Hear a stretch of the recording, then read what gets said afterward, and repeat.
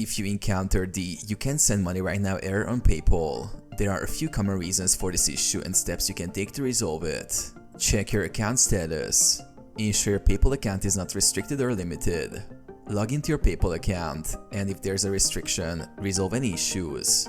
Verify your payment method. Ensure your bank account or credit card linked to PayPal is verified and has sufficient funds. If your payment method has expired or is no longer active, update it with a valid one. Resolve payment holds. If you're a new seller or have recent account changes, PayPal may hold payments temporarily.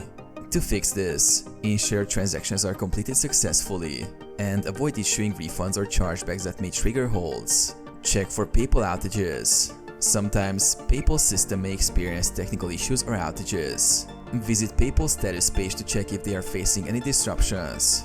Clear cache or use a different browser. Sometimes, browser-related issues can cause this error. Try clearing your browser's cache or using a different browser or device.